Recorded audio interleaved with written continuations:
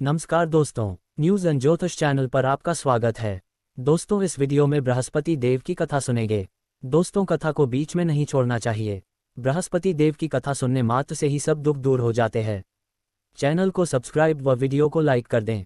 बोलो बृहस्पति देव भगवान की जय।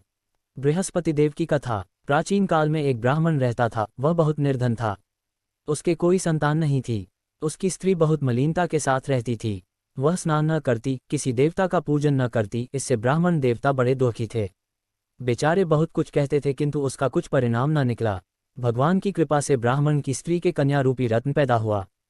कन्या बड़ी होने पर प्रातः स्नान करके विष्णु भगवान का जाप व बृहस्पतिवार का व्रत करने लगी। अपने पूजन पाठ को समाप्त करके विद्यालय जाती तो अपनी मुट्ठी में जौ भर के ले जाती और पाठशाला के मार्ग में डालती जाती। तब ये जौ स्वर्ण के जो जाते लौटते समय उनको बीन कर घर ले आती थी। एक दिन वह बालिका सूप में उस सोने के जौ को फटक कर साफ कर रही थी कि उसके पिता ने देख लिया और कहा, हे बेटी, सोने के जौ के लिए सोने का सूप होना चाहिए। दूसरे दिन बृहस्पतिवार था। इस कन्या ने व्रत रखा और बृहस्पति देव से प्रार्थना करके कहा, मैंने आपकी पूजा सच्चे मन से की हो तो मेरे लिए सोने का सूप दे दो। बृहस्पति देव ने उसकी प्रार्थना स्वीकार कर ली। रोजाना की तरह वह कन्या जौ फैलाती हुई जाने लगी। जब लौटकर जौ बीन रही थी तो बृहस्पति देव की कृपा से सोने का सूप मिला। उसे वह घर ले आई और उसमें जौ साफ करने लगी, परंतु उसकी माँ का वही ढंग रहा। एक दिन की बात है कि वह कन्या सोने के सूप में जौ साफ कर रही थी। उस समय उस शहर का राजपुत्र वहां से होकर निकला।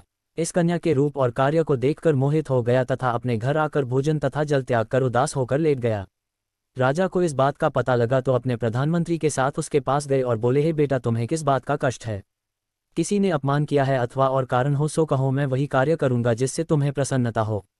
अपने पिता की राजकुमार ने बातें सुनी तो वह बोला, मुझे आपकी कृपा से किसी बात का डर नहीं है। किसी ने मेरा अपमान नहीं किया है, परंतु मैं उस लड़की से विवाह करना चाहता हूं जो सोने के सूप में जौ साफ कर रही थी। ये सुनकर राजा आश्चर्य में पड़ गया और बोला, हे बेटा, इस तरह की कन्या का पता तुम ही लगाओ। मैं उसके साथ तेरा विवाह अवश्य ही करवा दूंगा। राजकुमार ने उस लड़की के घर का पता बतलाया। तब मंत्री उस लड़की के घर गए और ब्राह्मण देवता को सभी हाल बतलाया। ब्राह्मण देवता राजकुमार के साथ अपनी कन्या का विवाह करने के लिए तैयार हो गए तथा विधि विधान के अनुसार ब्राह्मण की कन्या का विवाह राजकुमार के साथ हो गया। कन्या के घर से जाते ही पहले की भांति उस ब्राह्मण देवता के घर में गरीबी का निवास हो गया। अब भोजन के लिए भी अन्न बड़ी मुश्किल से मिलता था। एक दिन दुखी होकर ब्राह्मण देवता अपनी पुत्री के पास गए। बेटी ने पिता की दुखी अवस्था को देखा और अपनी माँ का हाल पूछा।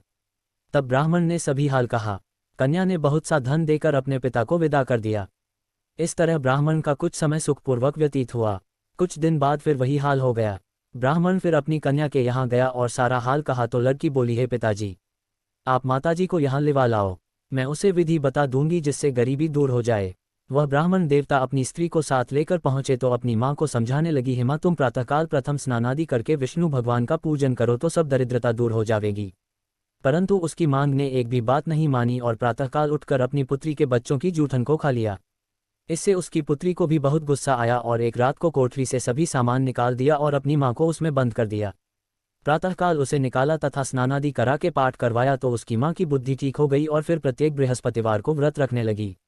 इस व्रत के प्रभाव से उसके माँ बाप बहुत ही धनवान और पुत्रवान हो गए और बृहस्पति जी के प्रभाव से इस लोक के सुख भोग कर स्वर्ग को प्राप्त हुए। सब बोलो विष्णु भगवान की जय। बोलो बृहस्पति देव की जय। धन्यवाद दोस्तों, आज की इस वीडियो में इतना ही।